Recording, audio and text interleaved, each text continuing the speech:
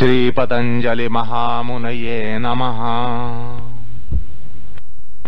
आता आपण सत्य या व्रताचा विचार करणार आहोत। या ठिकाणी सर्वप्रथम असं सांगावं वाटतं की जसं आपण अहिंसा या यमाचा विचार करताना असं पाहिलं की अहिंसा ही अणुव्रताची असते आणि महाव्रताची असते, तसाच प्रकार सत्यव्रताचा सुद्धा असतो, हे या ठिकाणी अभ्यासकांनी लक्षात घ्यायला पाहिजे। आणि सुरुवातीलाच हे लक्षात घ्यावं की अहिंसा व्रताच्या सिद्धीसाठी उत्तरोत्तर सगळी व्रत ही असतात असं भाष्यकाराने आपल्याला सांगितलं। तुम्हाला लक्षात असेल की ते म्हणाले उत्तरेच यमनियमा तन्मूलाः तत्सिद्धी परतयैव तत्प्रतिपादनाय प्रतिपाद्यन्ते। असं म्हणून अहिंसा सिद्धीसाठी सत्यास्तेय ब्रह्मचर्य परिग्रह शौच संतोष तपस्वाध्याय ईश्वर प्रणिधान आसन प्राणायाम वगैरे सांगितलं, उत्तर अंग सगळी सांगितले असं ते म्हणतात। तर या ठिकाणी भाष्यकारांच्या म्हणण्याचा अर्थ त्यांच्या सत्यविषयक भाष्यामध्ये सत्याच्या संदर्भामध्ये स्पष्ट होईल। अर्थात सत्यव्रतामध्ये अहिंसा कशी अभ्रष्ट राहावी लागते हे स्पष्ट होईल। म्हणजे सत्यव्रत पाळताना या ठिकाणी असं साधकांनी किंवा व्रतस्थ जो असेल त्यांनी पाहायला पाहिजे की सत्यव्रत पाळताना अहिंसेला बाधा पोचणार नाही, अशा प्रकारे सत्यव्रत हे पाळलं गेलं पाहिजे असं या ठिकाणी सनातन धर्माला सांगायचंय, वैदिक धर्माला सांगायचंय आणि पातंजलांना सांगायचंय। हा अत्यंत महत्वाचा भाग आहे। पहिला अलग लक्षात म्हणजे सत्यव्रत पाळताना बेबंदपणे सत्यव्रत पाळायचं नाहीये, त्यामध्ये काहीतरी कुठेतरी अंकुश हा लागत असतो। महत्वाचा अंकुश हा की अहिंसा भ्रष्ट होता कामा नये, सत्याद्वारा हिंसा घडता कामा नये। हा अत्यंत महत्वाचा भाग या ठिकाणी अभ्यासकानं लक्षात घेतला पाहिजे। आणि मग आता सत्याचं आपण सत्य लक्षण जे आहे, सत्यव्रताचं लक्षण आहे त्याचा विचार करूया।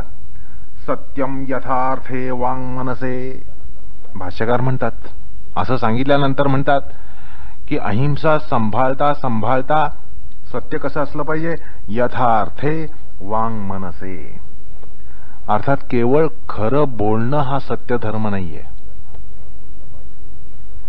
यथार्थ बोललं पाहिजे आणि ते सुद्धा यथार्थ कसं, वाङ्मनसे। वागेंद्रियाद्वारा तर यथार्थ बोललं गेलंच पाहिजे, पण त्याचबरोबर त्याच्या मागेच त्याला संलग्न असं मन सुद्धा पाहिजे।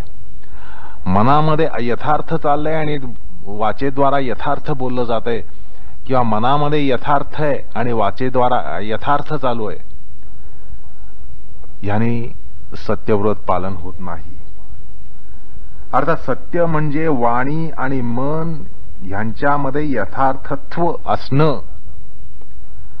आणि ते कसं असावं, भाष्यकार म्हणतात यथा दृष्टम यथा अनुमितम यथा श्रुतम वाङ्मनश्च इति।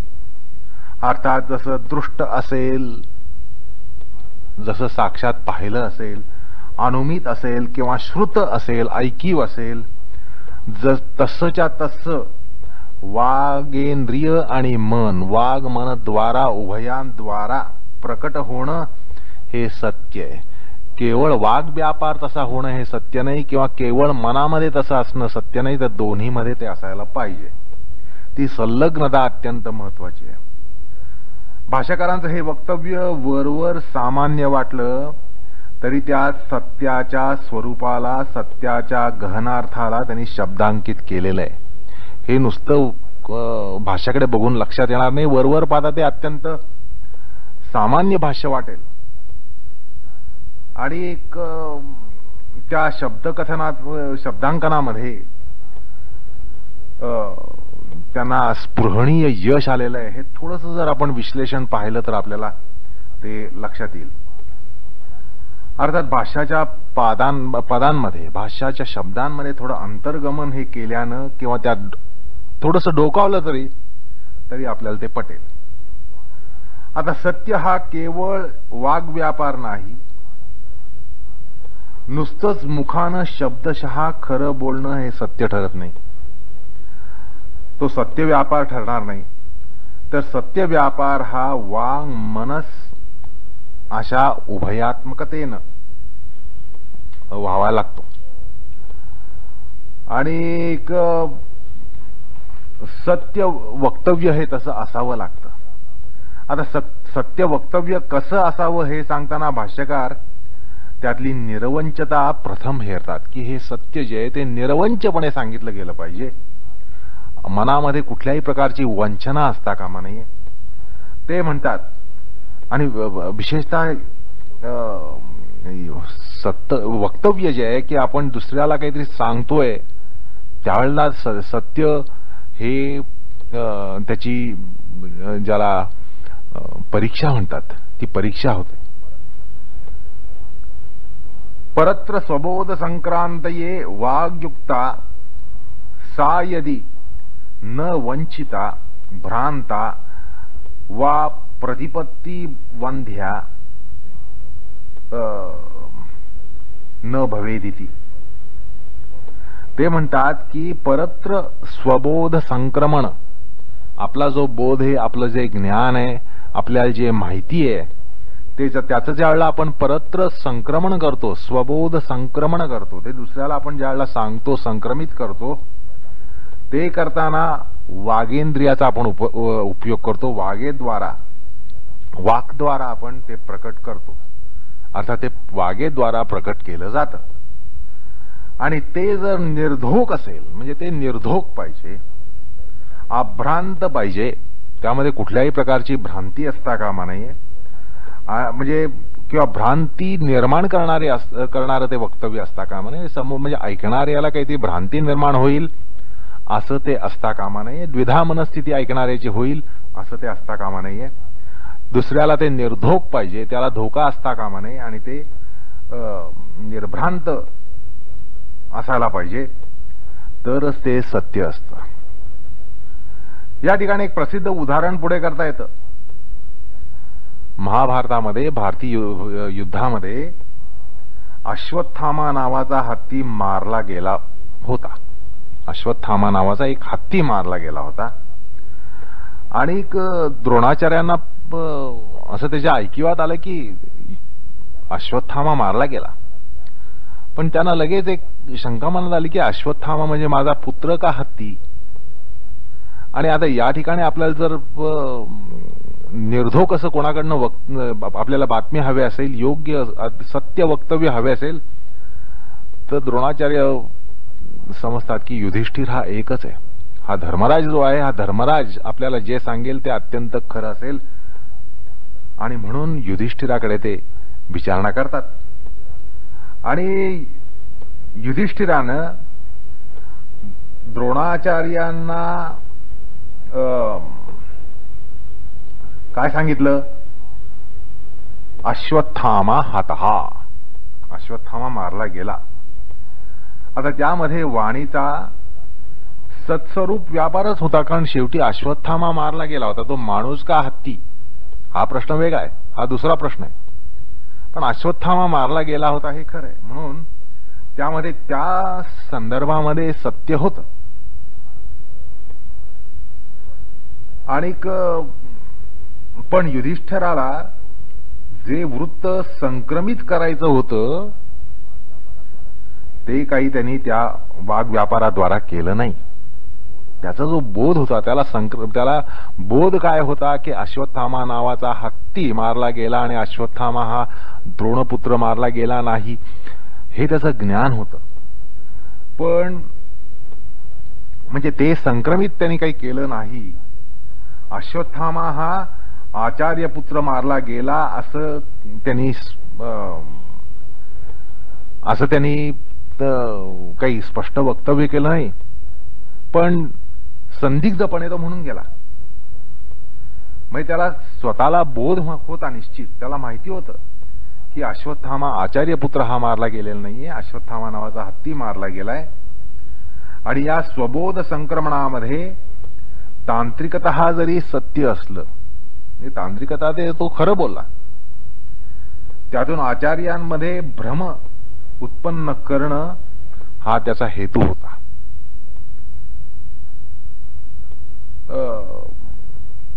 आणि त्यातून आचार्यांना थोडंसं धोक्यात टाकण्याचाही त्याचा हेतू होता. म्हणून असं सत्यवचन हे त्याचं जे होतं ते निर्धोक नव्हतं. या ठिकाणी वचनातला जो भाग आहे तो लक्षात घ्या की तांत्रिक सत्य म्हणजे ज्याला टेक्निकल ट्रुथ, तांत्रिक सत्य आणि एक तात्विक सत्य, इसेन्शियल ट्रुथ आणि टेक्निकल ट्रुथ, हा पहिल्यांदा भाग लक्षात घेतला पाहिजे. कारण सत्य हे मग द्विविध होतं. एक तर तांत्रिक सत्य असतं, ते तांत्रिकतः ते सत्य असतं, पण तात्विकतः ते सत्य नसतं. थोडं परीक्षण केलं की लक्षात येतं नाही ह्याच्यात धोका आहे, हे काही खरं सत्य नाहीये. त्यामुळे या ठिकाणी सुरुवातीला सत्याचे दोन प्रकार पडतात आणि या दोन्ही प्रकारातला फरक हा स्पष्ट होतो. तसंच वचन तत्वतः निर्भ्रांत असावं लागतं आणि तशा वचनाची प्रतिपत्ती म्हणजे ज्ञान हे यथार्थ लागतं. उदाहरणार्थ समजा एखाद्याची मिथ्या धारणा असते की अमुक महात्मा हा चोर दांभिक आहे, म्हणजे खरं तो महात्मा असतो, तो माणूस महात्मा असतो, सत्पुरुष असतो, पण एखाद्याची अशी मिथ्या धारणा असते की नाही हा काहीतरी ढोंग पांघरतोय, हा काही महात्मा नाहीये, हा एक चोर आहे, बदमाश आहे, अशी चुकीची धारणा त्याची असते. हा चोर आहे, हा दांभिक आहे, अशी चुकीची धारणा त्याची असते. तेव्हा तो असं बोधसंक्रमण करेल तेव्हा त्याचं मन आणि वाक यांच्यामध्ये सुसंगतता असेल, संलग्नता असेल, कारण त्याच्या दृष्टीने तो बदमाश आहे. म्हणून तो जर कोणाला जर असं म्हणू गेला की तो सत्पुरुष जो भासतो तो बदमाश आहे, तो काही सत्पुरुष नाहीये, तर त्याच्यामध्ये त्याच्या मनामध्ये जे आहे आणि वागेंद्रियाद्वारा जे आहे ह्याच्यामध्ये संलग्नता आहे. असं जरी असलं तरी तो जे बोध संक्रमण करतो ते सत्य ठरणार नाही. कारण केवळ मनामध्ये आणि वागेंद्रियामध्ये एकरूपता असेल तर त्याने ते सत्य ठरत नाही.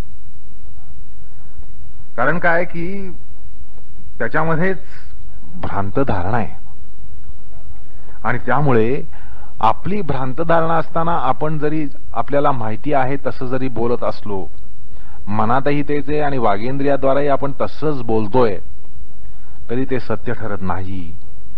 आणि म्हणून या ठिकाणी लक्षात घ्या की सुगत अर्हत यांची जी वक्तव्य आहेत ती आर्यांना सत्य ठरत नाहीत, ती सत्य म्हणून ठरत नाहीत. त्याने आत्मवाद मानला नाही, आत्मा नसतो वगैरे मानलं, आत्मा ही हे तत्वच त्यांनी अमान्य केलं. पण त्यांच्या दृष्टीनं जरी ते खरं असलं की त्यांना मनातूनही तसंच वाटतं, त्यांनी कोणाला फसवण्याचा प्रयत्न केला नाही. त्यांची धारणाच तशी होती. त्यांच्यामध्ये मिथ्या धारणा होती की आत्मा तत्व नसतं, आत्म्यासारखं कुठलंही अमर तत्व नसतं, अशी त्यांची धारणा होती. ती धारणा त्यांनी पसरवली. तर त्याच्यामध्ये त्यांच्यामध्ये भ्रांत धारणा होती, पण त्यांच्या मनामध्ये आणि वक्तव्यामध्ये जरी संलग्नता असली तरी ते सत्य ठरत नाही, हे या ठिकाणी लक्षात घेतलं पाहिजे. त्यामुळे भाष्यामध्ये या सगळ्या गोष्टींचा या ठिकाणी निर्देश त्यांनी केलेला आहे. परत्र स्वबोध संक्रांतये वाग्युक्ता सा यदी न वंचिता भ्रांता वा प्रतिपत्ती वंध्या न भवेदिती. त्यामुळे ही सगळी त्यांनी त्या ठिकाणी लक्षणं त्यात आणलेली आहेत. आता सत्य हे प्रतिपत्ती वंध्या नसावं असं जे म्हटलं या ठिकाणी ते असं आहे की समजा समोरच्या माणसाला जो खेडवळ आहे, समोरचा एक माणूस खेडवळ आहे आणि त्याला सत्य सांगण्याचा प्रसंग आलेला आहे, पण सत्य सांगण्याची क्षमता नसेल, शक्ती नसेल, सामर्थ्य नसेल तर, आणि सत्याची तर कास सोडायची नाही, म्हणजे आपल्याला सत्य सांगण्याचं धैर्य नाही, सत्य सांगण्यासारखी परिस्थिती नाही, सत्य सांगण्याची आपल्यामध्ये क्षमता नाहीये, हे सगळं जरी खरं असलं तरी आपल्याला सत्याची कास धरायची सोडायची नसते. सत्याची कास धरायची आणि ती सोडायची नाही, म्हणून एक असा जर तोडगा काढला की त्या खेडूताला ज्ञान होणार नाही अशा प्रगल्भ भाषेतून, पांडित्यपूर्ण भाषेतून, अलंकारिक भाषेतून त्याला ते सांगायचं. म्हणजे आता आपल्याला आपण सांगितलं ते सत्य आहे असं समाधान मानता येतं, किंवा मी काय बोललो, मी काय खोटं बोललो नाही, मी त्याला सांगितलं, सत्यच सांगितलं. पण ते अशा प्रकारे सांगितलं की ते त्याला कळणार नाही, किंवा त्याला जसं कळायला पाहिजे तसं सत्याद्वारा जे कळायला पाहिजे तसं त्याला कळलं नाही, त्याला काहीच कळलं नाही. अशी भाषा वापरली तर एक तर काय होतं की काहीच कळत नाही किंवा चुकीचं कळतं. आता सांगणाऱ्याने बरोबरच सांगितलं, पण सांगणाऱ्याने अशा भाषेतून सांगितलं की ऐकणाऱ्याला एकतर बरोबर कळणार नाही किंवा काहीच कळणार नाही, तर ते तात्विक सत्य ठरत नाही, तत्वतः ते सत्य ठरत नाही. म्हणजे आपल्याला समाधान मानता येणार नाही, जेव्हा मी खरं बोललो नाही असं समाधान मानता येणार नाही.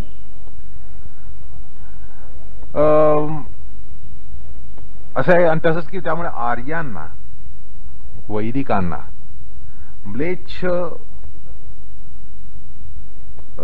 भाषेत जर काही सांगितलं, म्हणजे परभाषेत सांगितलं आणि संक्रमित केलेलं ते ज्ञान जे आहे ते काही सत्य ठरत नाही, म्हणजे आर्याला ते सत्य ठरणार नाही, अथवा अप्रतिपत्ती विषयक त्या ठिकाणी अप्रतिपत्ती असल्यामुळे ते सत्य ठरत नाही. म्हणजे त्याला त्याचा बोध व्हायला पाहिजे, आपल्याला जो बोध आहे तो त्याच्यामध्ये संक्रमित व्हायला पाहिजे. त्यासाठी योग्य अशी भाषा वापरली पाहिजे, त्याला समजेल अशी भाषा वापरली पाहिजे. तुम्हाला सत्य सांगताना तुम्हाला न समजणाऱ्या भाषेत सांगितलं, फ्रेंचमध्ये सांगितलं, लॅटिनमध्ये सांगितलं, तर मला सत्य सांगितल्याचा त्या ठिकाणी ते समाधान घेता येणार नाही. तर याबद्दल किंवा हा जो प्रकार आहे की बाबा अपरिचित भाषेमध्ये बोलणं, म्लेच्छ भाषेमध्ये आर्याशी बोलणं, हा जो प्रकार आहे तो सत्य ठरत नाही.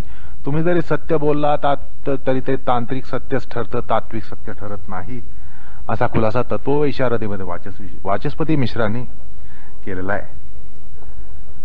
आता सत्य वक्तव्यामधला सर्वात प्रधान धर्म जो तो म्हणजेच वैदिक धर्माचा गाभा आहे. तो भाष्यकार सांगतात की सत्याचा व्यवहार कसा अविरोध करावा किंवा त्याचा वापर कसा व्हावा. तर आणि तो त्यामुळे काय होतं की सत्याच्या अतिशयीपणावर, अतिरेकीपणावर अंकुश हा ठेवला जातो. म्हणजे तात्विक सत्य धर्माला ग्रहण लागत नाही. आणि भाष्यकार म्हणतात की हे सत्य कसं असायला पाहिजे. एषा सर्वभूत उपकारार्थम प्रवृत्ता न भूतोपघाताया. हे अत्यंत महत्वाचं लक्षण आहे. मी सत्य बोलतो म्हटल्यानंतर सत्यासाठी सत्य बोलायचं आणि त्याच्यामध्ये दुसऱ्याला खड्ड्यात घालायचं. आपण काय वेळेला असं शत्रूच्या बाबतीत असा पवित्रा घेतो की तो शत्रू आहे म्हटल्यानंतर आपण म्हणतो मी खरं बोलणार, मी का खोटं बोलू. आता मी खरं बोलणार, मी का खोटं बोलू, हा जो आपला पक्ष आहे तो एवढ्यासाठीच की आपण खरं बोलण्यानं आपला शत्रू खड्ड्यात जाणार असतो आणि म्हणून आपण त्या ठिकाणी सत्याची काच ही धरत असतो. तर ते सत्य धर्मामध्ये उतरत नाही, ते सत्य धर्मामध्ये उतरत नाही, तो सत्य धर्माचा भंग आहे. म्हणून भाष्यकार म्हणतात एषा सर्वभूत उपकारार्थम प्रवृत्ता न भूतोपघाताया. अर्थात वाणीचा उपयोग हा सर्व भूतोपकारार्थच व्हावा आणि असावा, मात्र भूत उपघाताय नसावा. कुठल्याही भूताला त्यापासून उपघात पोचेल, अपघात होईल असं ते नसावं. या प्रतिपादनावर वैदिक सनातन धर्माची दाट छाया आहे. भाष्यकारांनी हे जे म्हटलंय ना, तर ह्याच्यामध्ये या सत्य धर्मामध्ये वैदिक धर्माची छाया आहे. अन्यथा सत्य धर्म किंवा सत्य वक्तव्य ह्याची जी आपली कल्पना असते ती म्हणजे काय तर कुठल्याही प्रकारची तडजोड न करता सत्य बोलायचं, काही हो, शेंडी तुटो पारंबी तुटो, सत्यच बोलायचं, तर तो सत्यधर्म नाहीये. सत्यधर्माचा हा एक महत्वाचा पैलू आहे. महाभारतकार आणि मनू या दोघांनी या संदर्भात जे म्हटलेले ते लक्षणीय आहे. महाभारतामध्ये शांती पर्वामध्ये 329व्या अध्यायामध्ये 13वा श्लोक आहे, सत्यस्य वचनम श्रेयः सत्यात अपि हितं वदेत यद्भूत हितं अत्यंतम एतत् सत्यम मतम मम, असं त्या ठिकाणी ऋषी म्हणतात. यद्भूतहितम अत्यंतम, जे आत्यंतिक हितकारक आहे, दुसऱ्यांच्या हितासाठी आहे, एतत् सत्यम मत मम, हे माझ्या दृष्टीने सत्य आहे, असं आर्ष ऋषी म्हणतात. मनुस्मृतीमधला प्रसिद्ध श्लोक आहे, 4थ्या अध्यायामध्ये 138वा श्लोक आहे, सत्यम ब्रूयात प्रियम ब्रूयात न ब्रूयात असत्यम अप्रियम प्रियम च न अनृतम ब्रूयात एष धर्म सनातनः. हा श्लोक महाभारतात सुद्धा सापडतो. अलग लक्षात, सत्यम ब्रूयात प्रियम ब्रूयात, सत्य बोलावं, प्रियही ते प्रिय पण बोलावं. न ब्रूयात असत्यम अप्रियम, कधीही असत्य आणि अप्रिय बोलू नये. तसंच जे प्रिय आहे पण असत्य आहे ते पण न बोलावं. प्रिय आहे पण असत्य आहे तेही बोलू नये. अशा प्रकारे सनातन धर्म आहे. सत्याविषयी सनातन धर्माचं हे मत आहे, नुसतं धडधडीत खरं बोला आणि या पायी स्वतःही आपण ठेचकाळत असतो आणि दुसऱ्यालाही खड्ड्यात घालत असतो. असं जे सत्य तांत्रिक दृष्ट्या आपण मानत असतो की बाबा सत्य म्हणजे सत्य बोलायलाच पाहिजे, वाटेल ते हो, त्यामध्ये आपण ठेचकाळत असतो, दुसऱ्यालाही खड्ड्यात टाकत असतो आणि ते सत्य नाहीये, हे या ठिकाणी लक्षात घेतलं पाहिजे. असं आहे की एखाद्या प्रसंगी सत्यवचनामध्ये मन आणि वागेंद्रिय आणि मन यांची संलग्नता असते. त्यांच्यामध्ये कुठल्याही प्रकारे लठ्ठालठ्ठी नसते, एकरूप असतात, दोन्ही एकरूप असतात. सत्यवचनामध्ये फसवेपणा नसतो, मनात एक आणि तोंडात एक असं नसतं. भ्रांत संक्रमणही नसतं, कुठल्याही प्रकारे भ्रांत संक्रमण केलेलं नाही. आपल्याला माहिती तसंच आपण सांगत असतो, आपल्याला जसं ज्ञान आहे तसंच सांगत असतो. त्या सत्यात भ्रम आणि असतचा अंश नसतो. आपल्याला कुठलाही भ्रम नसतो आणि त्यात खोटंही काही नसतं, खरंच सांगत असतो आपण. आणि सत्य प्रतिपत्ती वंध्याही नसतं, म्हणजे दुसऱ्याला समजणार नाही अशा भाषेतही आपण बोलत नाही. दुसऱ्याला समजेल, आपल्याला जे समजले ते त्याला समजेल असंच आपण संक्रमण करत असतो. पण अशा सत्यानं जर त्या प्राण्याला, त्या माणसाला, दुसऱ्याला उपघात पोचत असेल तर सत्यासाठी सत्य बोलून जर आपण सत्यधर्म पाळला, अशी कृतार्थता घ्यायची असेल तर सनातन धर्म तसं करू देत नाही, योग धर्म तसं करू देत नाही. तुम्हाला ते समाधान घेता येणार नाही. अशा सत्यरूप बाह्यांगी पुण्यामध्ये, बाह्यांगी आपल्याला वाटतं की सत्य पाळलं म्हणजे आपण काहीतरी पुण्य केलं, या बाह्यांगी पुण्यामध्ये व्यवहित पापच असतं. पाप हे कधीच धर्म्य होऊ शकत नाही. पाप हे कधीच केव्हाही कुठेही धर्मीय नसतंच, अशी ही सनातन धर्माची धारणा आहे. म्हणून भाष्यकार म्हणतात, यदीदम एव अभिधीयमाना भूतोपघाताय परैव स्याद न सत्यम भवेत पापम एव भवेत. भाष्यकार स्पष्ट निर्देश करतात.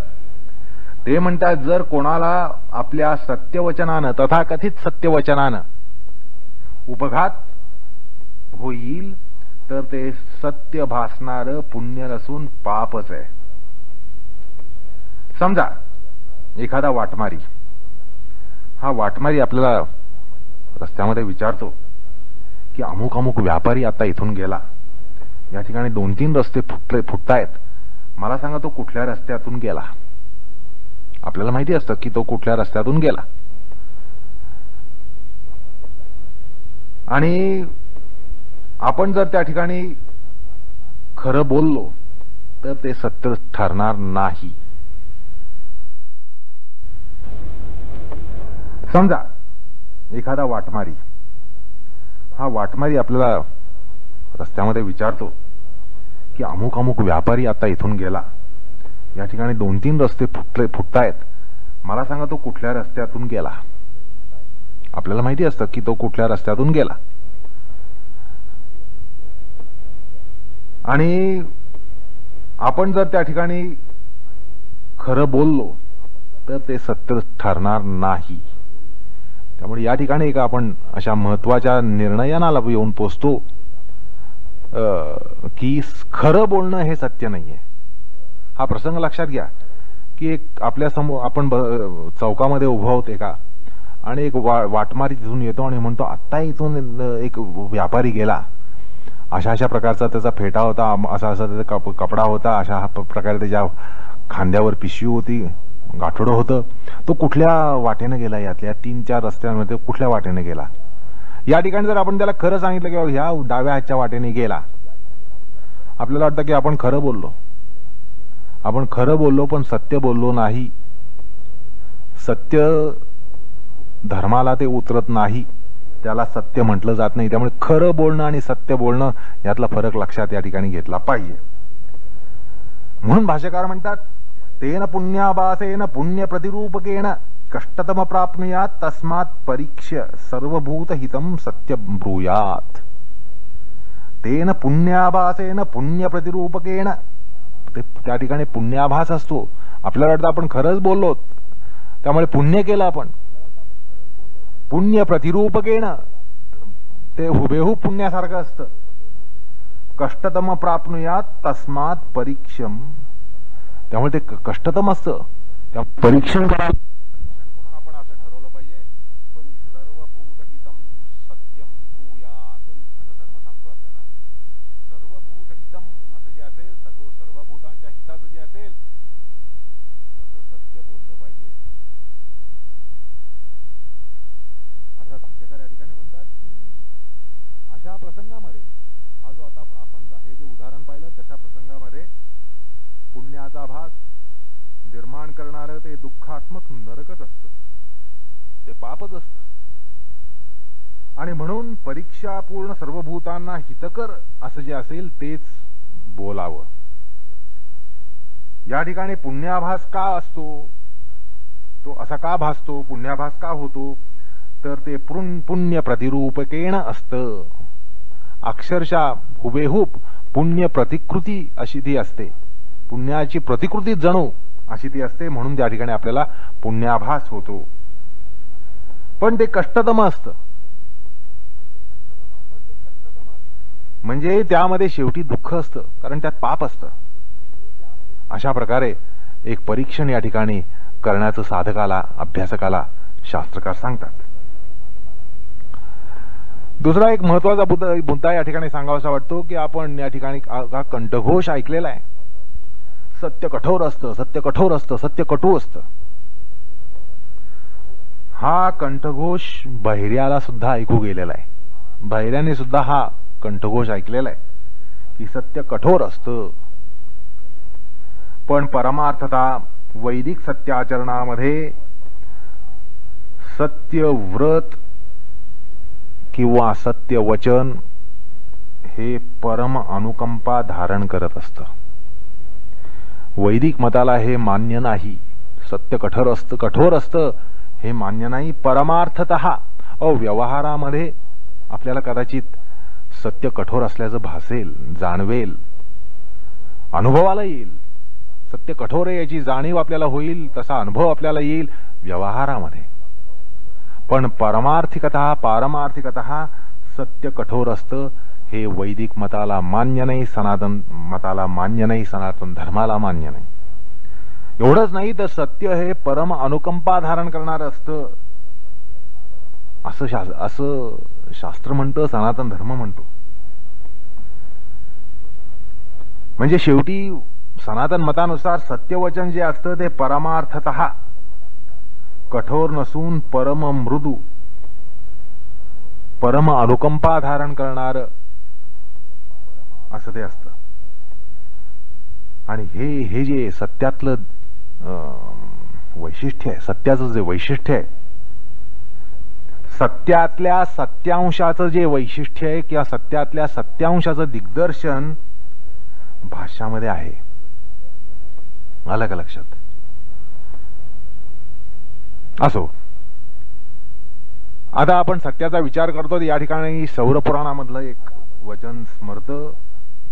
सौरपुराणामध्ये सत्याचं लक्ष, यथार्थ कथनम सत्यम, 12वा अध्याय 9वा श्लोक, यथार्थ कथनम सत्यम. तर दर्शक काय असो, एकूण सत्याचे हे 2 प्रकार असतात हे या ठिकाणी आपल्याला लक्षात घेतलं पाहिजे. सत्य हे 2 स्तरानं असतं, 2 प्रकार म्हणण्यापेक्षा 2 स्तराचं असतं. म्हणून सत्याला द्विविध म्हटलं जातं. एक व्यावहारिक असं पारमार्थिक स्तरावरील सत्य, एक व्यावहारिक आणि दुसरं पारमार्थिक. व्यावहारिक सत्याला पारमार्थिक स्तरावर परीक्षणाला नेणं हे योग्य नाहीये. तसंच शेवटी दोन्ही स्तरांना समसमान मानणं हे योग्य नाहीये. ही 2 स्तर असतात, व्यावहारिक स्तर आणि एक पारमार्थिक स्तर.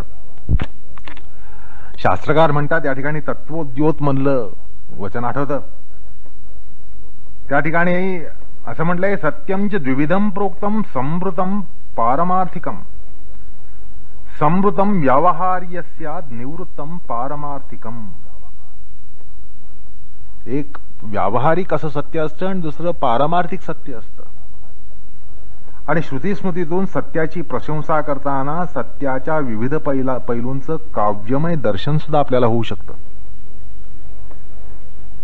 त्या शास्त्रवचनांचा आराखडा आता आपण या ठिकाणी बघणार आहोत, त्याचा एक आराखडा प्रस्तुत करणार आहोत. सत्यव्रत हा परमार्थतः राजमार्ग आहे.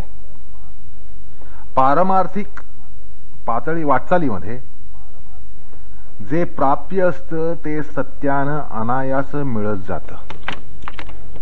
आणि जे हेय आणि त्याज्य असेल ना, ते पिकल्या पानाप्रमाणे विनाशायास गळत जातं. असा हा सत्य धर्म आहे. लक्षात घ्या, सत्य म्हणजे केवळ खरं बोलणं नाहीये. सत्य म्हणजे असं की पारमार्थिकतः जे आवश्यक आहे, जे उपादेय, जे योग्य आहे ते आपोआप विनाशायास प्राप्त होत जातं. आणि जे त्याज्य आहे, नकोय, हेय आहे, ते आपोआप गळत जातं. असा हा सत्य धर्म आहे. आणि ह्याच्यावरून आता आपण हे हेरायला पाहिजे की सत्य धर्म म्हणजे काय, सत्य वक्तव्य म्हणजे काय. आणि यामुळे सत्यधर्म हा आत्यंतिक अशा प्रशंसेला पात्र आहे. म्हणजे यामुळे परमार्थता जे हवं ते मिळतं, नको ते गळत जातं.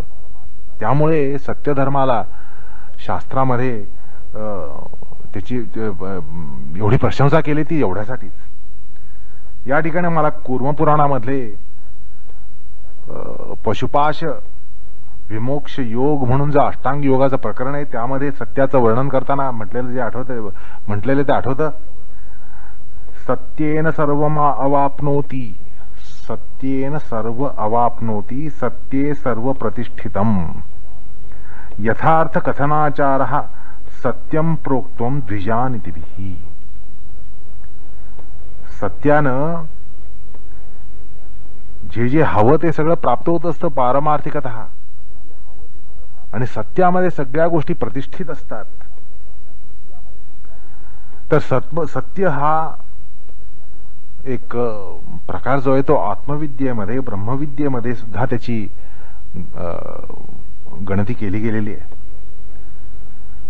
सत्य हा सगळ्या आत्मविद्या आणि ब्रह्मविद्या यांना साधक असतो.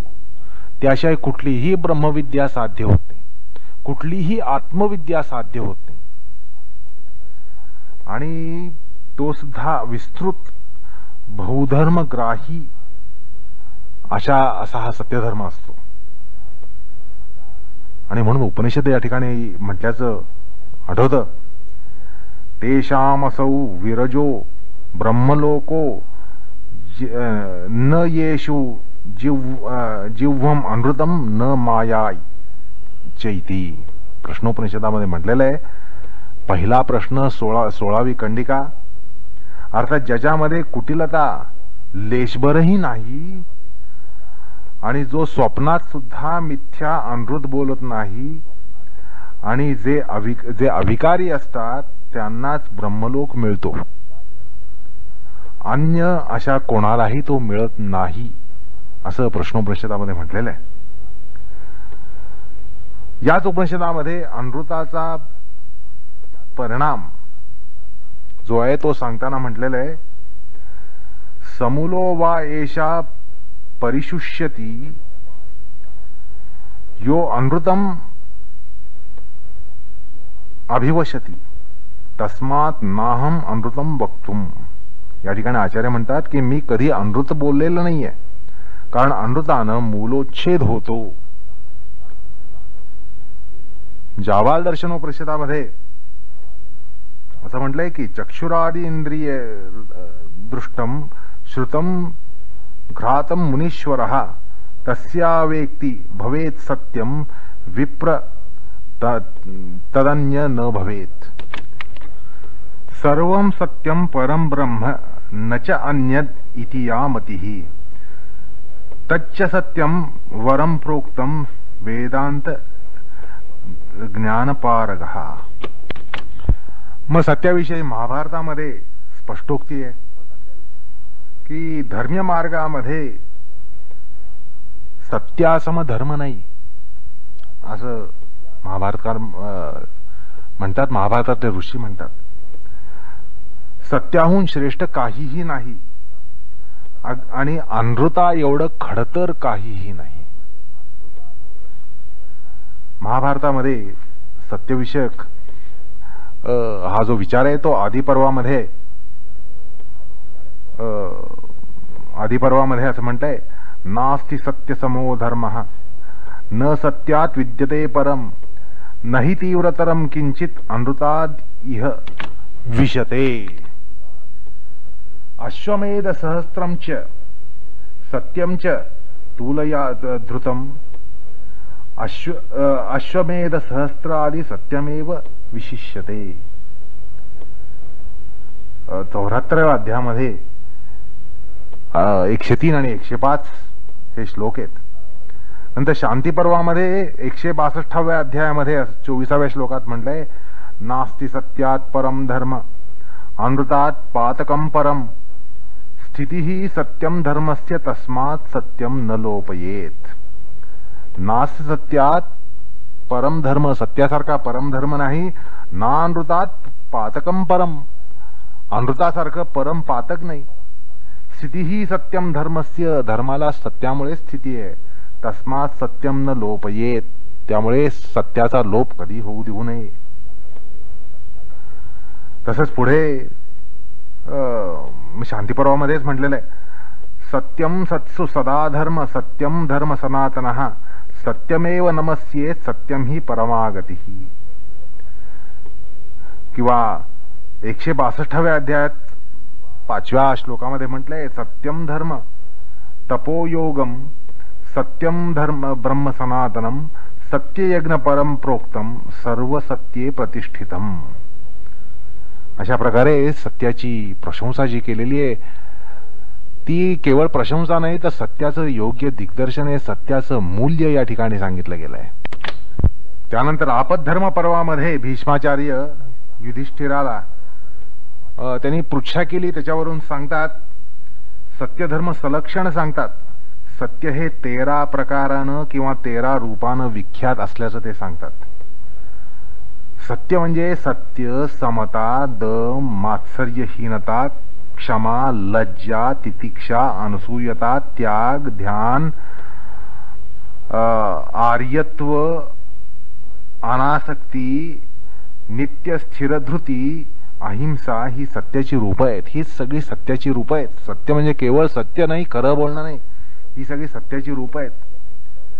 महाभारतकार सत्याचरणामधलं मनोविज्ञान सांगतात. सत्य हा केवळ धडधडीत खरं बोलण्याचा वाग्व्यापार मात्र नाही, तर सत्यरूपी हिरा अशा 13 पैलूंनी युक्त असतो. आणि या 13 घटकांमध्ये एखादा सुद्धा घटक नसेल, म्हणजे या 13 घटकापैकी एक जरी घटक नसेल तर ते सत्य सत्य धर्म ठरणार नाही, सत्य व्रत ठरणार नाही, ते सत्य सत्य ठरणार नाही. असा सत्यधर्म कसा प्राप्त होतो तर युधिष्ठिर म्हणतात, सर्वधर्म अविरुद्धंच योगेन एतत् अवाप्यते. हा सत्यधर्म केवळ योगाद्वारा आणि योग्यालाच प्राप्त होतो, दुसरा मार्ग नाही. सत्यव्रताचा दुसरा मार्ग नाही, योगाशिवाय सत्य नाही. अर्थात ज्या सत्याचरणामध्ये अहिंसा, अस्तेय, ब्रह्मचर्य, अपरिग्रह लंगडे पडतात, तेव्हा ते सत्य सर्व धर्म अविरुद्ध ठरत नाही, तेव्हा आणि ते असत्यच ठरतं. या ठिकाणी आचार्य सत्याचरणाच्या परीक्षा की सत्य सर्व धर्म अविरोध असतं. सत्याविषयी हे दिग्दर्शन शांती पर्वामध्येच, आपद्धर्म पर्वामध्ये सत्याचं लक्षण स्वरूप महिमा निरूपणाध्याय म्हणून एक अध्याय, 162वा अध्याय आहे, त्या ठिकाणी हे आलेलं आहे. शांती पर्वामध्ये अन्यत्र सुद्धा म्हणजे आता जे तुम्हाला 13 पैलू सांगितले ते या ठिकाणी महाभारतात दिसतात. एक अध्याय आहे, त्याचं नाव सत्य लक्षण स्वरूप महिमा अध्याय असो. त्यानंतर शांती पर्वामध्ये अत्यंत दुसऱ्या ठिकाणी भृगु भारद्वाज संवाद आहे आणि त्यात भारद्वाजाचा उपदेश भृगूला आहे. भारद्वाज म्हणतात, सत्यम ब्रह्म तपस सत्यम सत्यम विसृजते प्रजा सत्येन धार्यते लोकः स्वर्गम सत्येन गच्छति अनृतम तमसो रूपम तमसा नीयते बुधः तमोग्रस्तान पश्यन्ति प्रकाश तमसावृतः. 190वा अध्याय आणि त्यातला 13वा श्लोक. भृगू म्हणतात, वेदज्ञानानं सत्वरूप ब्रह्म प्राप्त होतं, सत्वानच प्रजा होते, सत्यानंच लोकांना स्थिती मिळते आणि ते धारण होतात, सत्याद्वारा स्वर्ग मिळतो. तद्विपरीत अनृत अज्ञान अंधकार स्वरूप असतं आणि त्यामुळे तमोग्रस्त होऊन प्रकाश दर्शन होत नाही, ज्ञानप्राप्ती होत नाही. शांती पर्वातला अजून एक सुरेख वचन आहे, यत् सत्यम स धर्मो यो धर्म स प्रकाश य प्रकाश तत् सुखम इति यत् अनृतम सो अधर्मः यो अधर्म तत् तमो यत् तमः तत् दुःखम इति. किती सुंदर काव्यमय वर्णन आहे बघा. या ठिकाणी सत्य, ज्ञान, परमार्थ, सुख यांचा संबंध, तसंच अनृत, अज्ञान आणि आत्यंतिक दुःख यांचा संबंध हा प्रस्थापित केलेला आहे. मोक्ष धर्मामध्ये शांती पर्वामध्ये 199वा अध्याय, त्या ठिकाणी श्लोक आहेत सत्याबद्दल. ते श्लोक आहेत ते त्या ठिकाणी असं म्हटलंय, तपांसी यानि चीर्णाभि चरिष्यसि यत्तपः समाः शतै सहस्रै च तत्सत्यां न विशिष्यते. सत्यम एक अक्षरम ब्रह्म सत्यम एक अक्षरम तपः सत्य एक अक्षरम यज्ञ सत्य एक अक्षरम श्रुतम. सत्यम वेदेषु जागर्ति फलम सत्ये परम स्मृतम सत्याधर्मो दमश्चैव सर्व सत्ये प्रतिष्ठितम. प्राणिनां जननम सत्यम सत्यम संतति एव च सत्येन वायु अभ्येति सत्येन तपसे रविः सत्येन च अग्नि दहति स्वर्ग सत्येन प्रतिष्ठितः सत्यम यज्ञ तपोस वेदः स्तोभा मंत्रा सरस्वती तूलाभारो पितो धर्मः सत्यम चेवेति न श्रुतम समाम कक्षां धारयतो यत् सत्यम ततो अधिकम यतो धर्मस्ततः सत्यम सर्वसत्येन वर्धते किमर्थम अनृतम कर्म कर्तृम रजस्वमिच्छसि. शांती पर्वातला तो सत्यविषयक स्मृतिखंड उद्धृत केला. त्या ठिकाणी असं म्हटलं जातं की 1000 वर्षांची तपस्या ज्या फलानं युक्त असते त्याच्या सहस्त्रपटीनं तपस्या करून जे फळ मिळेल ते सत्याच्या फलितार्थापेक्षा अधिक नसणारच. बघा केवढं प्रचंड सत्याचं फळ आहे. सत्यच अविनाशी ब्रह्म आहे, तपस्या आहे, यज्ञ, अक्षरवेद आहे. वेदातून सत्यच प्रकाशित होतं आणि सत्याचं फळ परम असल्याचं स्मृत आहे. सत्यातून धर्म आणि दमगुण प्राप्त होतो, दम प्राप्त होतो, शमदम प्राप्त होतात. सत्यातच सगळं प्रतिष्ठित आहे. प्राण्यांची उत्पत्ती या सत्यातच आहे. त्याची विस्तृती, संतती सगळं सत्यस्वरूपच आहे. हे सगळं संबंध विश्वच आहे, ते सगळं सत्यस्वरूपच आहे. अशा प्रकारे सत्याचा महिमा त्या ठिकाणी गायलेला आहे. या सत्याचं समेष्टी रूप कार्य सांगितलं जातं आणि सत्याद्वारा असं म्हटलंय या ठिकाणी की वायू वाहतो. हा जो वायू वाहतो तो सत्यामुळे वाहतो. सूर्य तापतो तो सत्यामुळे तापतो. अग्नी जळतो तो सत्यामुळे जळतो. स्वर्ग प्रतिष्ठित राहतो तो सत्यामुळेच. यज्ञ, तप, धर्माच्या तुलनेनं सत्य सर्वाधिक ठरतं. ज्या ठिकाणी धर्म आहे तिथं सत्य आहे. जिथं सत्य आहे तिथं विवृद्धी आहे. त्यामुळे अमृताची कास मग का धरावी, अशा प्रकारे पृच्छा त्या ठिकाणी केलेली आहे. सत्यातून जगत निर्मिती होते हेही त्या ठिकाणी सूचित आहे. विश्वाची निर्मिती सत्यात होते.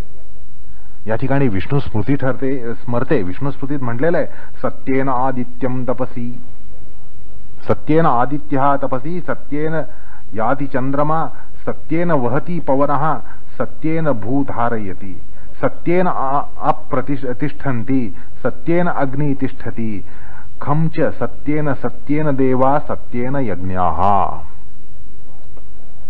या ठिकाणी तैत्रीय आरण्यक सुद्धा स्मरतं. सत्येन वायोरावाति, सत्येन आदित्यो रोचते, दिवि सत्यं वाचः प्रतिष्ठा, सत्ये सर्वं प्रतिष्ठितं, तस्मात् सत्यं परं वदन्ति. तैत्रीय आरण्यकामध्ये 11व्या अध्यायामध्ये 63वी कंडिका आहे. अर्थात ईश्वरामध्ये सत्व प्रकृष्ठ कारणानं सत्याची पराकाष्ठा त्या ठिकाणी असते आणि त्याचीच अनंत सृष्टी ही परिणाम असते. ही वेदांत धारणा आहे. सबंध सृष्टी ही ईश्वरमय आहे, ईश्वरजन्य आहे, ब्रह्मजन्य आहे. ब्रह्मातून सृष्टी निर्माण होते असा वेदांताचा सिद्धांत आहे. अर्थात त्यातून एक गोष्ट हेरावी की सत्यापासून जी सृष्टी स्थिती आदी होतात त्या मिथ्या ठरत नाहीत. असं काही तत्वज्ञानामध्ये सृष्टीला मिथ्या ठरवलंय. तर ते तसं होऊ शकत नाही. जर ही सृष्टी ब्रह्मात्मक असेल, ब्रह्मजन्य असेल तर ती मिथ्या कशी ठरेल? कारण ब्रह्म हे सत्य आहे. सत्यापासूनच ही सृष्टी निर्माण होते असं या ठिकाणी म्हटलेलं आहे. त्यामुळे ती काय मिथ्या ठरत नाही. सत्यापासून सत्य विनिवृत्त सृष्टी होते असं म्हणणं शास्त्रविरुद्ध आहे, तर्कविरुद्ध आहे. त्यामुळे शास्त्रामध्ये जगत सत्य परिणाम असताना त्याला मिथ्या मानणं हा शास्त्रावर घोर अन्याय आहे. या ठिकाणी गीतावचन सुद्धा स्मरतं. ज्या जगताविषयी असुरी धारणा सांगितली आहे, ही या जगताविषयी जी आसुरी धारणा आहे, अयोग्य धारणा आहे, असत्य धारणा आहे ती अशी आहे. असत्यम अप्रतिष्ठम ते जगत आहु अनीश्वरम, अपरस्पर संभूतम की मान्यत कामहैतुकम. हे जे असुरी संपत्तीचे लोक आहेत ते म्हणतात ही सृष्टी असत्य आहे. असत्य अप्रतिष्ठम ते जगत आहु अनीश्वरम, ही अनीश्वर आहे, असत आहे, अप्रतिष्ठ अशी सृष्टी आहे असं आसुरी धारणेची लोक मानतात. अर्थात सृष्टी सत्य आहे असंच या ठिकाणी गीतेलाही बिंबवायचं आहे. या सत्याच्या अगाध महिमेबरोबर कारणानंच उपनिषद म्हणतं सत्येन लभस्तपसाम ही एष आत्मा. मुंडकोपनिषदामध्ये म्हटलेलं आहे 3:1-5 मध्ये सत्येन लभस्तपसा ही एष आत्मा. किंवा मुंडकोपनिषदामध्येच 3:1-6 मध्ये लगेच पुढेच म्हटलंय सत्यमेव जयती नानृतम सत्येन पंथा विदते देवयानः तत् सत्यस्य परम निधानम. असं सत्य आणि ब्रह्म याला एकीकृत केलेलं आहे. आता सत्यधर्म हा परमाप्य असल्यानं सत्यव्रतामध्ये हेळसांड होऊ नये म्हणून उपनिषदामध्ये कंठघोष आहे. सत्यम वद न सत्यान प्रमदितव्यम. सत्यात न प्रमदितव्यम तैत्तिरीय उपनिषदामध्ये शिक्षावल्लीमध्ये म्हटलेलं आहे. हा सत्यधर्म तुम्हा आम्हा पामरांनाच उद्धरतो असं नव्हे तर ते देवा सत्यम एव उपासते. बृहदारण्यक उपनिषदामध्ये म्हणले अहो सत्य केवळ तुमच्या आमच्या उद्धारासाठी नाही देवांचा सुद्धा उद्धार होता. या ठिकाणी बृहदारण्यक उपनिषदामध्ये 5:5-1 या ठिकाणी अशी श्रुती सापडते. सत्याचं मूर्त स्वरूप व्यक्तोपासनेमध्ये भगवान श्रीकृष्णापर्यंत भागवत घेतात आणि त्यात सत्याची सत्याचा निस्सीम महिमा हाच त्या ठिकाणी दिसतो. सत्याचं परमस्वरूप हे त्या ठिकाणी दिसतं. ते म्हणतात भागवतामध्ये भागवत पुराणामध्ये 10:2-26 त्या ठिकाणी असं म्हणतंय सत्यव्रतम सत्यपदम निसत्यम सत्यस्य योनिम निहितम च सत्ये सत्यस्य सत्यम अमृत सत्यम नेत्रम सत्यात्मकम त्वाम शरणम प्रपन्नाः. भागवत म्हणतो हे प्रभो हे भगवंता तू सत्य संकल्प आहे. सत्यप्राप्तीचं श्रेष्ठ साधन आहे. सृष्टीच्या त्रिकाळी असत्यावस्थेत असण्यानं सुद्धा ते तू सत्यच असतोस. तुझ्या असत्य स्वरूपाला शरण आलोय. अशा प्रकारे सत्याचा महिमा शास्त्रामध्ये सांगितलेला आहे. साहित्याच्या दृष्टिकोनातून तो महिमा वाटतो पण ती वस्तुस्थिती आहे. सत्याचं जे वर्णन आहे ते अलंकारिक वाटतं. साहित्याच्या दृष्टिकोनातून पाहिलं तर हे वाटतं की हा महिमा गायलेला आहे सत्य महिमा आहे पण ही वस्तुस्थिती आहे. अध्यात्माच्या प्रांतामध्ये ही वस्तुस्थिती आहे.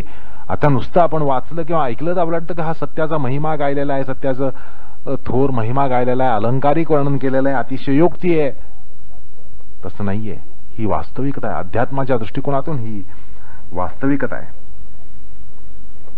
असो आता आपण तात्विक हा सगळा विचार केल्यानंतर मुख्य मुद्द्याकडे येतो म्हणजे साधकाच्या दृष्टिकोनातून आणि साधनेच्या दृष्टिकोनातून.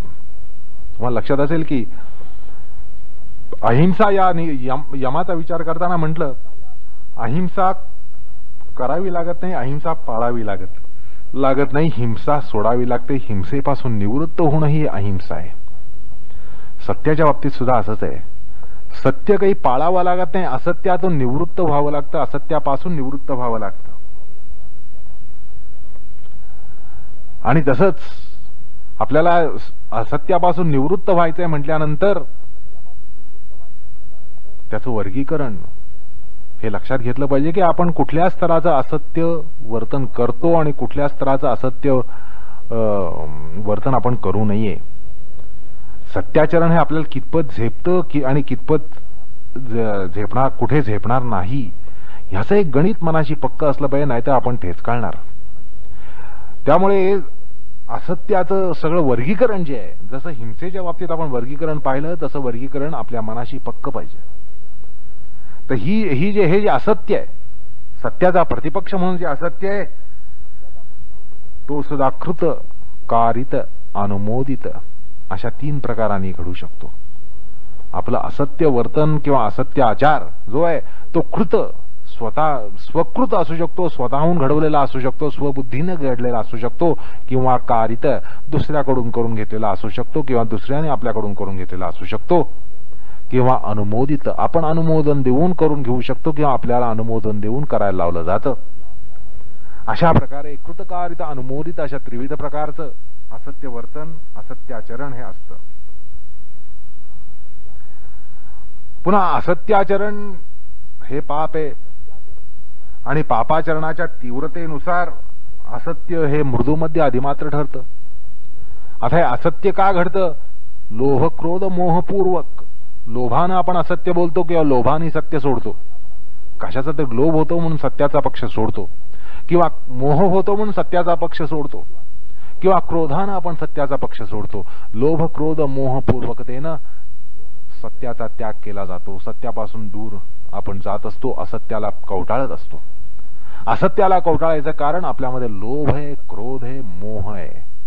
त्यामुळे असत्य निवृत्तीसाठी लोभ क्रोध मोह यांच्यापासून आपल्याला विनिवृत्त व्हायला पाहिजे. त्याच्यातून विनिवृत्त झालो तर आपल्याला सत्याची कासी धरता येते, न ठेचकाळता तो मार्ग आक्रमिता येतो. अन्यथा आपण ठेचकाळणार, अन्यथा आपल्यामध्ये व्यभिचार असणार. बाहेरून सत्याचरण सत्य वक्तव्य असेल पण आतून हाणामारी असेल, किंवा आतून सत्य असेल बाहेरून असत्य असेल. ह्याचं कारण आपल्याला लोभ क्रोध मोह यांची बाधा असते. त्यामुळे असत्याचरणापासून निवृत्त व्हायचं असेल तर केवळ खोटं बोलणं सोडू नका. खोटं बोलणं थांबवा असा उपदेश नाही. कारण एरवी असा उपदेश दिला तर खोटं कशाला खोटं बोलू नये बाबा, खोटं बोलू नका, खरं बोला. अहो हे सांगणारे निपजतात, ऐकणारा कोणी ऐकलं तरी कोणी करत नाही, करू शकत नाही. स्वाभाविक आहे. जर आपल्यामध्ये लोभ क्रोध मोह असतील तर असत्यापासून निवृत्त होणं अशक्य आहे आणि सत्याची कास धरणं अशक्य आहे. त्यामुळे लोभ क्रोध मोह यांच्यावर नियंत्रण यायला पाहिजे, यांचं मॅनेजमेंट व्हायला पाहिजे. तरच आपल्याला असत्यापासून निवृत्त होता येईल, सत्यामध्ये प्रवृत्त होता येईल. तर सत्यव्रतासाठी सत्य बोला, सत्याचरण करा या सांगण्याला काही अर्थ राहत नाही. सत्यव्रतासाठी लोभ सोडा, क्रोध सोडा, मोह सोडा. लोभ कमी करा किमान पक्षी, क्रोध कमी करा, मोह कमी करा. आपोआप असत्य कमी होईल आणि आपोआप सत्याचं खातं उघडलं जाईल. आणि या लोभ क्रोध मोह यांच्या तीव्रतेनुसार, म्हणजे ती जी पापवासना आहे त्या वासनेच्या तीव्रतेनुसार आपण मृदू असत्य, मध्यम असत्य आणि अधिमात्र असत्य किंवा तीव्र स्वरूपाचं असत्य हे आचरित असतो. त्यामुळे मृदूमध्ये अधिमात्र अशा तीव्रतेचं असत्य हे घडू शकतं. हाही प्रकार या ठिकाणी आपण लक्षात घेतला पाहिजे. जसा आपण हिंसेच्या संदर्भात घेतला तसाच या ठिकाणी घेतला पाहिजे. अर्थात साधनेच्या दृष्टीनं आणि साधकासाठी म्हणून एक या ठिकाणी आपण खास विचार करत आहोत. तसं आपण हिंसेच्या बद्दल एक तालिका चितारली, एक तालिका आपण काढली होती. तर तशी तालिका या ठिकाणी काढूया, म्हणजे आपल्याला हा असत्याचा प्रकार कसा असतो, का असतो, किती श्रेणीचा असतो, किती पट्टीचा असतो, ह्याचं वर्गीकरण करता येतं.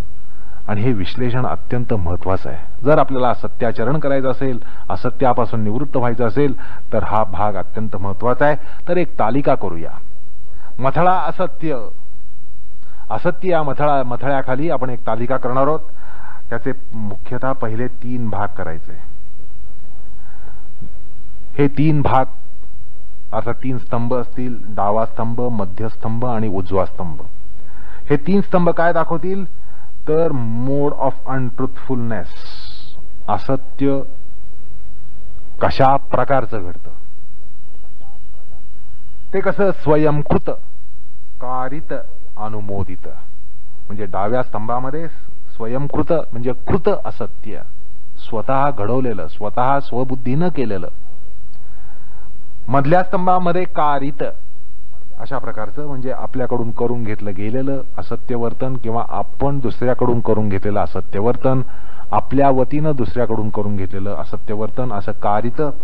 आणि उजव्या स्तंभामध्ये अनुमोदित, अनुमोदन देणं, दुसऱ्याला अनुमोदन देणं, जो असत्य वर्तन करायला तयार आहे त्याला अनुमोदन देणं किंवा अनुमोदन घेणं, असा प्रकार हा अनुमोदित असत्याचा 3ऱ्या स्तंभामध्ये.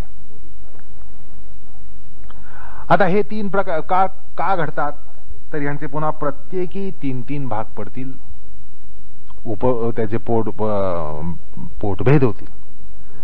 कृत जी आहे ती क्रोधपूर्वक, लोभपूर्वक, मोहपूर्वक अशी 3 प्रकारची असेल. क्रोधजन्य, मोहजन्य, लोभजन्य. आणि मधल्या स्तंभामधले जे कारित असत्य आहे त्याचे पुन्हा तसेच 3 भाग पडतील. क्रोधपूर्वक, लोभपूर्वक, मोहपूर्वक, त्याचे 3 पोटभेद झाले. आणि अनुमोदितचे पुन्हा 3 होतील. तसेच क्रोधपूर्वक, लोभपूर्वक, मोहपूर्वक, म्हणजे 3 3 3 असे 9 भेद त्याचे होतात. आता हे जे 9 भेद आहेत, या 9 भेदांचे प्रत्येकी पुन्हा 3 3 होतात. त्याच्यातून काय दिसतं तर त्यांची तीव्रता दिसते, असत्याची तीव्रता ही दिसते. ते तर मृदू असेल किंवा मध्य असेल, अधिमात्र असेल. त्यामुळे स्वयंकृत खाली जे 9 प्रकार आहेत त्या 9 प्रकाराचे पुन्हा प्रत्येकी 3 3 होतील. मृदू, मध्य, अधिमात्र. कारित असत्याखाली जे 3 प्रकार पडले, क्रोधपूर्वक, लोभपूर्वक, मोहपूर्वक, त्याचे पुन्हा अजून 3 भाग पोटभेद होतील, उपपोटभेद होतील. ते म्हणजे मृदू, मध्य, अधिमात्र. तसंच अनुमोदित जे आहे, अनुमोदित पुन्हा त्रिविध होऊ शकतं. क्रोधपूर्वक, लोभपूर्वक, मोहपूर्वक, या प्रत्येकाचे पुन्हा 3 3 3 प्रकार पडतील. ते असेच मृदू, मध्य, अधिमात्र. तर या तक्त्याविषयी असं म्हणता येईल की असत्याचरण घडण्याचे प्रकार 3 असतात. स्वयंकृत, स्ववदित आपण स्वतः उच्चारलेलं असत्य, स्वमुखानं उच्चारलेलं असत्य. आणि या ठिकाणी असत्याचरण हे स्वमुखानं होतं, ते स्वयंकृत असतं. या ठिकाणी असत्य व्यापाराची जबाबदारी स्वतःवरच असते. त्यानंतर कारित असत्याचरण जे आहे ते दुसऱ्याकडून घडवून घेतलं जातं. आपण दुसऱ्याला, ज्याला प्रॉक्सी म्हणतात, तसं आपल्या वतीनं दुसऱ्याकडून ते करून घेत असतो. आपला बचाव किंवा दुसऱ्याच्या वचनाचा परिणाम अधिक होत असेल तर आपण दुसऱ्याला नियुक्त करतो. आपल्यापेक्षा तो खोटं बोलण्यामध्ये जास्त चतुर आहे, आपण आपल्या वतीनं त्यालाच खोटं बोलायला लावूया. अशा प्रकारे हे कारित असत्याचरण होत असतं. किंवा अनुमोदित म्हणजे अनुमोदन देणं, जसा धृतराष्ट्राचा प्रकार होता. धृतराष्ट्र हा म्हणजे त्याची जी नीती, धृतराष्ट्र नीती जी आहे ती स्वतः निर्दोष आहोत असं दाखवून धूर्तपणं तो दुसऱ्याला पापी म्हणून पुढे करायचा. म्हणजे स्वतः जणू निर्हेतुक पापहेतू ठेवलेलं नाहीये, पण त्याचे दुर्योधन, दुःशासन हे पापहेतूने आहेत असं त्याचं जे ढोंग होतं, तो प्रकार अर्थात तो अनुमोदन देत असे. दुर्योधन दुःशासनाला त्याने अनुमोदन दिलं, तो प्रकार म्हणजे अनुमोदित असत्याचा आहे. तसंच असत्य प्रवृत्ती मागील प्रवर्तक ते कुठले तर ते पुन्हा 3 असतात. लोभामुळे आपण असत्याचरण करतो, किंवा क्रोधामुळे करतो, किंवा मोहामुळे करतो. असत्याचरणामागील मनोविज्ञान जे आहे ते असं असतं. त्यात असत्याचरण का घडलं हे परीक्षता येतं, की असत्याचरण कशामुळे घडलं तर या ठिकाणी यामुळे ते परीक्षता येतं. तसंच असत्याचरण हे मृदू, मध्य, अधिमात्र अशा 3 श्रेणीचं असतं. यावरून असत्याचरण किती तीव्रतेचं होतं हे परीक्षिता येतं. आता अशी शक्यता आहे की एखाद्याला असं वाटेल की आपण अत्यंत सरळ मार्गी आहोत आणि कदापिही असत्याचरण करीत नाही. केवळ परोपकार आणि परसंकट निवारणार्थच आपण खोटं बोलत असतो. परहितार्थ आपण खोटं बोलतो, परहितार्थ आपण असत्य वचन करतो. तर प्रथम या ठिकाणी असं म्हणावं लागतं की हा जो परोपकार तुम्ही म्हणता, परहित म्हणता, ते परमार्थता असतं का व्यवहारता असतं? असं तुम्हाला असं कदापि म्हणता येणार नाही किंवा परमार्थता त्याचं मी हित पाहिलं आणि खोटं बोललो. कारण परमार्थता पाहण्यासाठी धर्मनिर्णयाला लागणारं कोणतं साधन तुमच्याकडे होतं? अर्थात त्यामुळे तसाही युक्तिवाद करता येत नाही किंवा मी दुसऱ्याच्या हितार्थ खोटं बोललो, तो सत्यधर्मच होता, मी खोटं बोललो तरी ते खरं होतं. शेवटी मग सत्य काय, कसं हे ओळखण्याची काही खूणकाट आहे की नाही, साधकासाठी काय आहे की नाही. तर या ठिकाणी असं सांगावं असं वाटतं की पतंजलींनी सत्यधर्माची परिणती कशात सांगितली आहे? क्रियाफलाश्रयत्वम. त्या दिशेनं जर काही वाटचाल होत असेल तर आपण सत्यव्रतात आहोत याची खात्री बाळगता येईल, अन्यथा नाही. म्हणजे आपण या प्रश्नाची उत्तरं शोधली पाहिजे की आपण काय वेळेला म्हणतो की खोटं बोललो तरी काही मी सत्यधर्म सोडला नाही. तर या ठिकाणी पहिला प्रश्न विचारावा की बाबा परमार्थतः तुम्ही त्याचं हित पाहिलं का व्यवहारतः पाहिलं? व्यवहारतः पाहिलं असेल तर ते असत्य असत्यच आहे, ते असत्य सत्य ठरणार नाही. बर, पारमार्थिकतः तुम्ही त्याचं हित पाहिलं म्हणाल तर तुमच्याकडे परमार्थतः हित पाहण्याचं साधन काय होतं? अर्थात काही नाही. त्यामुळे तसंही काही आपल्याला त्या ठिकाणी युक्तिवाद करता येत नाही. आणि अजून एक दुसरा प्रश्न असा की तुम्ही जर सत्यव्रतामध्ये असाल तर क्रिया फलाश्रयत्वाकडे तुमची किती वाटचाल होतीये?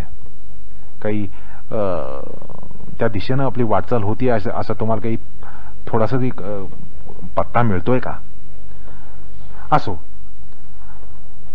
साधकाच्या दृष्टीनं विचार करताना या ठिकाणी आपण हा भाग लक्षात घेतला पाहिजे की सत्यव्रतासाठी काय करायचं? काय नुसतं खरं बोलायचं, खरं होऊन ठेचकाळत जायचं, खरं बोलून दुसऱ्याला खड्ड्यात घालायचं? काय खरं बोलणं म्हणजे काय? सत्य म्हणजे काय?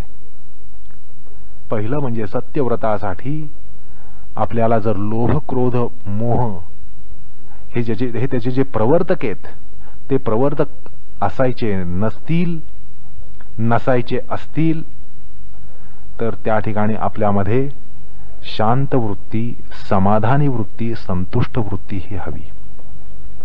आपण संतुष्ट नसतो, समाधानी नसतो, अशांत असतो म्हणून आपण सत्यधर्माची कास धरू शकत नाही.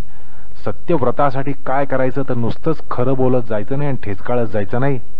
तर पहिल्यांदा सत्यधर्मासाठी आपल्यामध्ये हे धर्म जे आहेत ह्या धर्मांचं सर्जन करायला पाहिजे की ज्याद्वारा आपल्यामध्ये शांत धर्म, अंतःकरणाचा शांत धर्म निर्माण होईल, निरपेक्ष वृत्ती निर्माण होईल, अनपेक्ष वृत्ती निर्माण होईल, समाधानी वृत्ती निर्माण होईल, संतुष्ट वृत्ती निर्माण होईल. अर्थात त्यासाठी आपल्याला अहिंसेच्या प्रकरणात जसं सांगितलं त्या तशाच गोष्टीचा अंगीकार करावा लागेल. सत्संग, शास्त्रसंग, साधना संग. अहिंसेच्या संदर्भात आपण जसं पाहिलं की त्याला एक इन्फ्रास्ट्रक्चर लागतं. अहिंसेसाठी एक इन्फ्रास्ट्रक्चर लागतं असा आपण प्रकार पाहिला. तसंच या ठिकाणी आपल्याला म्हणावं लागतं की सत्यासाठी एक इन्फ्रास्ट्रक्चर आपल्याला प्राप्त व्हायला पाहिजे. अर्थात त्यासाठी शांतावस्था पाहिजे, चित्ताची शांतावस्था पाहिजे, अंतःकरणाची शांतावस्था पाहिजे. ती कशात येते? निस्पृह असण्यानं शांतावस्था येते. माणसाचा ईर्ष्या, आशा, आकांक्षा, इच्छा यांनी पेटला असेल तर तो कसा शांत असेल? त्याने निरीच्छ व्हायला पाहिजे. अर्थात वैराग्याचा जो पैलू आहे तो लक्षात घ्या. तो असल्याशिवाय निरपेक्ष वृत्ती, अनपेक्ष वृत्ती, निरीच्छ वृत्ती, अनाकांक्ष वृत्ती ही आल्याशिवाय शांत धर्म काही चित्तात येत नाही. म्हणून तसा धर्म हा पहिल्यांदा प्राप्त व्हायला पाहिजे. एकदम सत्याच्या ट्रॅकवर चालण्याचा प्रयत्न कराल तर नुसतेच धडपडत राहाल. त्यासाठी लागणारे हे जे इन्फ्रास्ट्रक्चर आहे ते उभं करायला पाहिजे. चित्ताचा शांत धर्म, चित्ताची समाधानी वृत्ती व समाधानी माणूस असेल तर त्याला असत्य बोलण्याचे प्रसंग किती कमी येतील याचा विचार करा. संतुष्ट वृत्तीचा माणूस असेल तरी तो तोच प्रकार घडतो. त्यामुळे सत्यासाठी योग्य असं ज्याला इन्फ्रास्ट्रक्चर अनेक वार म्हटलं ते प्राप्त करण्यासाठी आपल्याला शांत वृत्ती, समाधानी वृत्ती आणि संतुष्ट वृत्ती यांचं सर्जन करायला पाहिजे. आणि त्यांच्या सर्जनासाठी जे काही आपण साधना करू ती सत्य साधना ठरेल. आपल्या अंतःकरणामध्ये निर्हेतुकता पाहिजे, निरीच्छा पाहिजे, निरपेक्ष वृत्ती पाहिजे, अनाकांक्ष वृत्ती पाहिजे. अंतःकरणामध्ये निस्वार्थपणा पाहिजे. निस्वार्थपणाशिवाय तुम्हाला सत्याच्या मार्गावर उभं सुद्धा राहता येणार नाही. आलं का लक्षात? स्वार्थ असेल तर त्या ठिकाणी स्वार्थासाठी तुम्ही अधर्म करणारच, असत्य वर्तन करणारच. त्यामुळे स्वार्थ हा पहिल्यांदा कसा कमी होईल आणि त्यासाठी लागणारी साधना ही करायला पाहिजे, ती सत्य साधना असेल. म्हणजे प्रश्न क्षणभर विचारा की सत्यासाठी काय साधना आहे, सत्यासाठी साधना काय. सत्यासाठी साधना ही की अशा प्रकारचा चित्तधर्म प्राप्त करणं आणि तत्प्राप्त्यर्थ जी काही आपण साधना करू तीच सत्याची साधना आहे. सत्य साधना म्हणजे सत्य बोलत जाणं, त्याची सवय करणं, खरं बोलण्याची सवय करणं, ठेचांची सवय करणं हा सत्य साधनेचा प्रकार नाहीये. आलं का लक्षात? असं म्हणू नका, असं समजू नका की सत्याची साधना म्हणजे खरं बोलत जायचं, यथाशक्ती यथामती खरं बोलायचं. ठेचकाळणार माहिती असलं तरी खरं बोलायचं, खोटं बोलायचं नाही. ठेचकाळलो तरी वरच्यावर खरं बोलत जायचं. याने आपण केवळ ठेचकाळत राहणार. आलं लक्षात? तर सत्याची साधना काय आहे त्याचा विचार या ठिकाणी हा साधकाने अभ्यासात लक्षात घेतला पाहिजे आणि त्याचा अभ्यास काय आहे तो करायला पाहिजे. सत्यधर्म पेळण्याचं पहिल्यांदा सामर्थ्य प्राप्त व्हायला पाहिजे. आणि ते सामर्थ्य म्हणजे कुठलाही बलदंड माणसाचं सामर्थ्य नाहीये. त्याचं सामर्थ्य म्हणजे अंतःकरणाची शांतता, अंतःकरणाची समाधानी वृत्ती आणि संतुष्टता. त्यासाठी आपल्याला साधना करायला पाहिजे. आणि तसंच हेही पाहायला पाहिजे की आपण योगाच्या ज्या इतर साधना करतो, जप, जाप्य, ध्यान, आसन, प्राणायाम, या सगळ्या साधनांमधून हा धर्म अभिव्यक्तीला येईल, या धर्माची उभारणी होईल अशीच ती साधना केली पाहिजे. आसन प्राणायामांची जरी साधना केली तर त्याच्यातून हे हेरलं पाहिजे की आपल्यामध्ये शांत धर्म, निरपेक्ष धर्म, निरीच्छ धर्म, निस्वार्थ धर्म असा चित्तामध्ये निर्माण होईल, समाधानी वृत्ती निर्माण होईल, संतुष्ट वृत्ती निर्माण होईल. अशीच ती साधना केली गेली पाहिजे, तरच ती योग साधना ठरते. अहिंसेच्या संदर्भात आपण जसं पाहिलं की अहिंसेसाठी सत्य असते, ब्रह्मचर्य, अपरिग्रह, शौच, संतोष, तपस्वाध्याय, श्रवण, आसन, प्राणायाम, धारणा, ध्यान हे आपण करायला पाहिजे. तसंच सत्याच्या बाबतीतही तेच आहे. सत्यासाठी सुद्धा अहिंसा असते, ब्रह्मचर्य, अपरिग्रह, शौच, संतोष, तपस्वाध्याय, श्रवण, आसन, प्राणायाम, धारणा, ध्यान यांची साधना व्हायला पाहिजे. आणि साधना करताना हा हेतू आणि ही दिशा लक्षात घेतली पाहिजे. अहिंसेच्या संदर्भात आपण जसं पाहिलं की अहिंसेसाठी सत्य असते, ब्रह्मचर्य, अपरिग्रह, शौच, संतोष, तपस्वाध्याय, श्रवण, आसन, प्राणायाम, धारणा, ध्यान हे आपण करायला पाहिजे. तसंच सत्याच्या बाबतीतही तेच आहे. सत्यासाठी सुद्धा अहिंसा असते, ब्रह्मचर्य, अपरिग्रह, शौच, संतोष, तपस्वाध्याय, श्रवण, आसन, प्राणायाम, धारणा, ध्यान यांची साधना व्हायला पाहिजे. आणि साधना करताना हा हेतू आणि ही दिशा लक्षात घेतली पाहिजे की शांत धर्म, समाधानी वृत्ती आणि संतुष्ट वृत्ती चित्तामध्ये सर्जित होईल. आणि तसंच महत्वाचा भाग म्हणजे आपल्या जीवनाचा जो व्यवहार काळ असतो, व्यवहारासाठी जो कालक्षेप होतो त्यामध्ये सुद्धा कर्मयोग, ज्ञानयोग, भक्तियोग यांचा अन्वय असला पाहिजे. तरच ही सत्य साधना होऊ शकेल.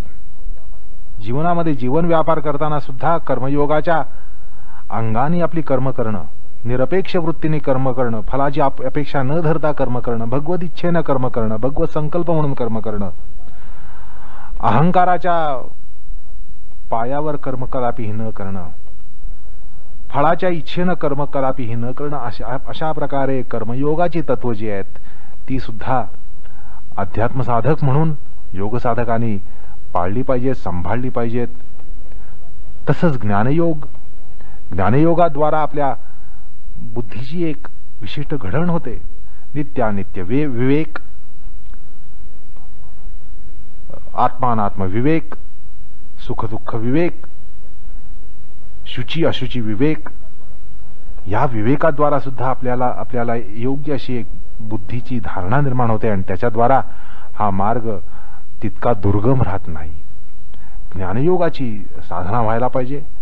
अध्यात्मशास्त्र, अध्यात्म ग्रंथ यांचं अनुशीलन परिशीलन व्हायला पाहिजे. सत्संग, शास्त्रसंग, साधना संघ याद्वारा आपण सत्याच्या साधनेचा विचार करू शकतो, सत्याची साधना अंगीकारू शकतो. हे या ठिकाणी लक्षात घेतलं पाहिजे. कारण सत्संग केल्यानं आपल्यामध्ये निरपेक्ष वृत्ती येते, निस्वार्थ वृत्ती येते, मनाचा उदात्तपणा येतो, गांभीर्य येतं, जीवनाला गांभीर्य येतं. आणि ते आलं की आपोआप सत्याकडे वाटचाल ही व्हायला लागते आणि सत्याच्या मार्गावरून सुद्धा वाटचाल व्हायला लागते. साधकाची दिनचर्या जी असते ती दिनचर्या सत्यव्रताला सत्यसाधनेला घडवू शकते. ईश्वर प्रणिधान, ईश्वर चिंतन, ईश्वर पूजन याद्वारा चित्तामध्ये उदात्त धर्म हा उदित होतो आणि त्याद्वारा योग्य अशी साधना आणि वाटचाल ही होऊ शकते.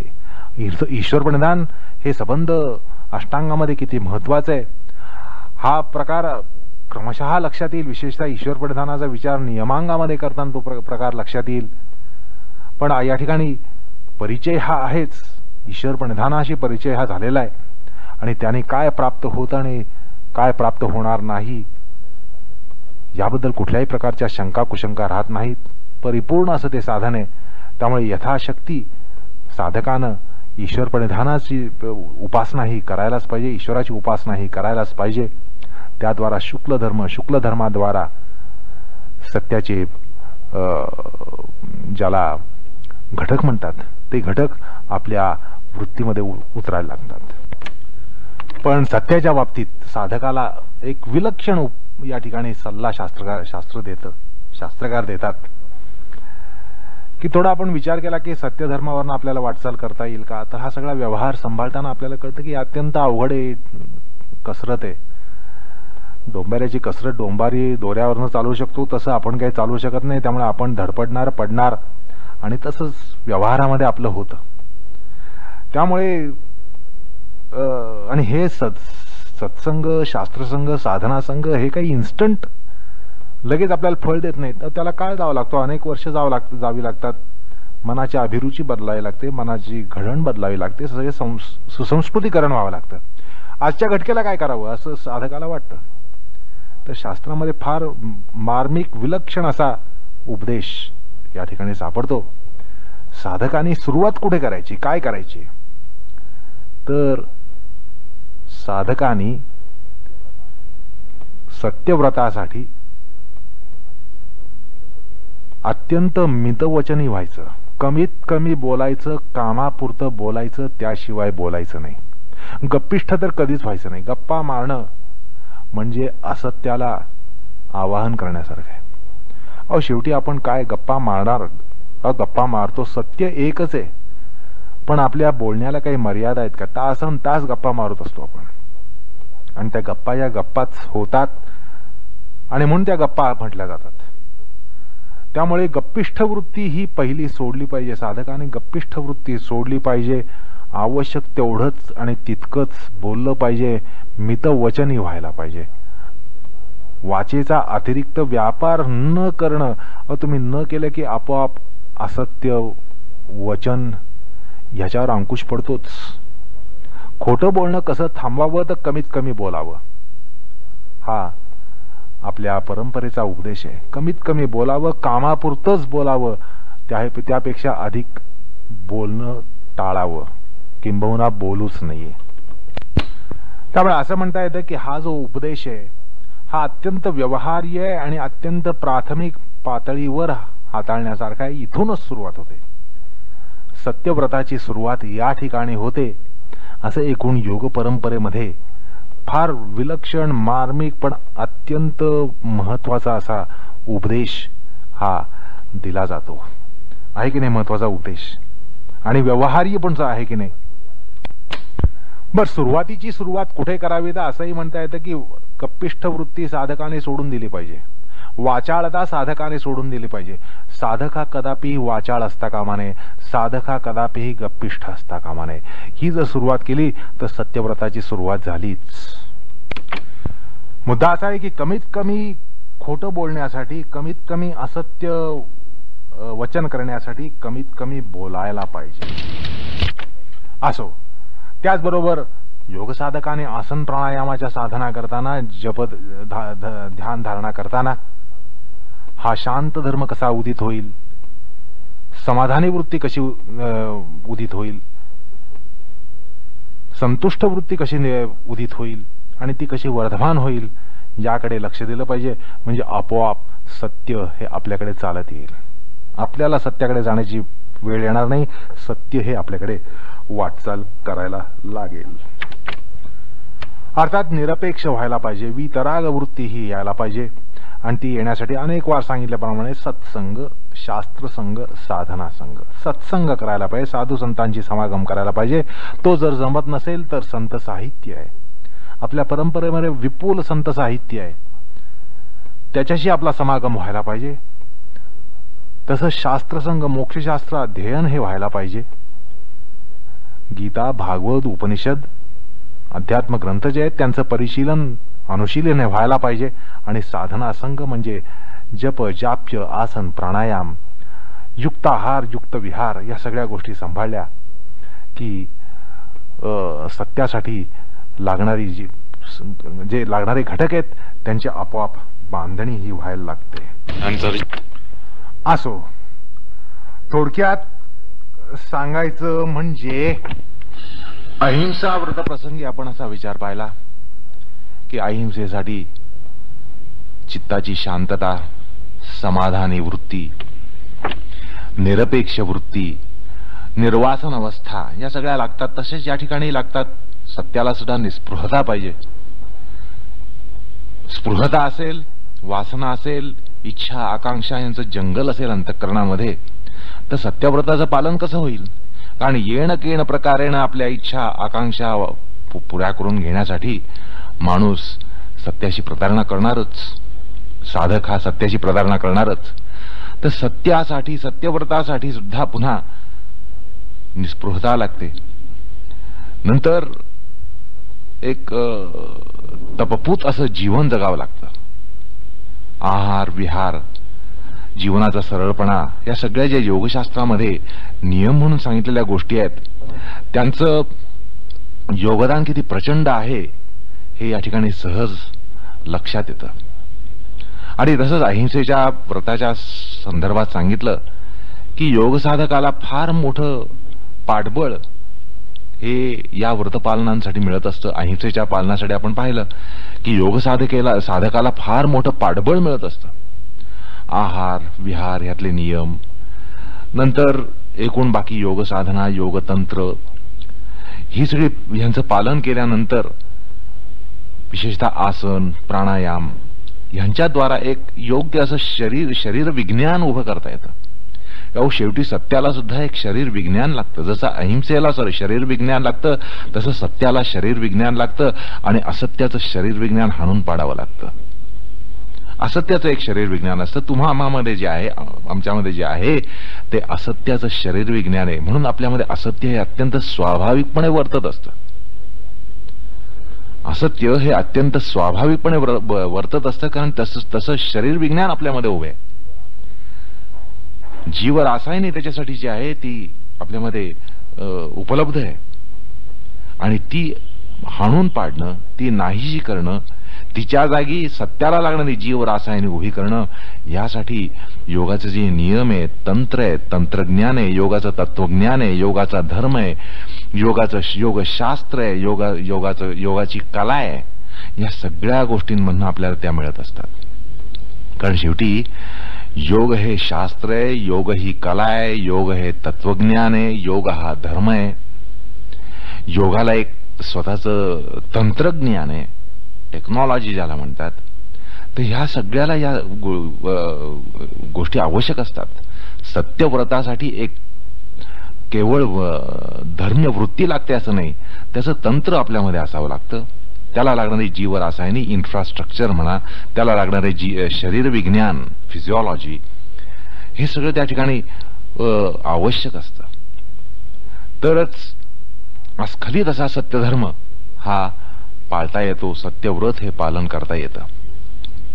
त्यामुळे योगशास्त्र म्हणून सत्यासाठी ज्या ज्या गोष्टी लागतात आणि असत्यासाठी ज्या ज्या गोष्टी नाहीशा कराव्या लागतात त्याबद्दल आपल्याला ज्ञानविज्ञान देतं.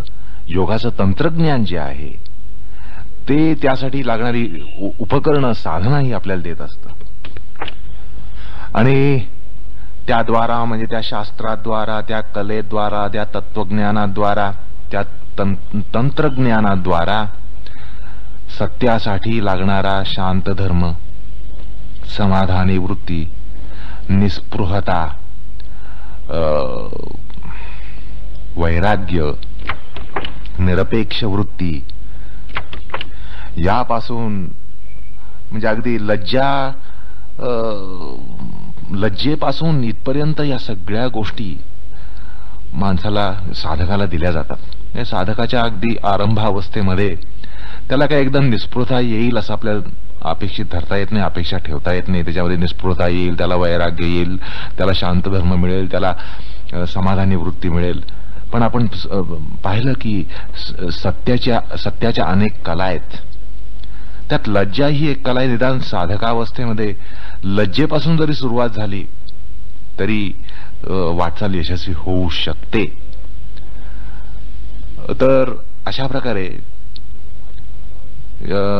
योग साधना, आसन, प्राणायाम, सत्संग, साधना संघ, शास्त्रसंघ, स्वाध्याय, ह्या सगळ्या बहुअंगी साधना जी आहे योग साधना, त्याद्वारा सत्याचा मार्ग हा जास्त सुलभपणे आक्रमिता येतो. कारण त्याच्यासाठी लागणाऱ्या इन्फ्रास्ट्रक्चर जे सांगितलं ते योगशास्त्र, योगकला, योग तत्वज्ञान, योग तंत्रज्ञान हे प्राप्त करून देत असतं.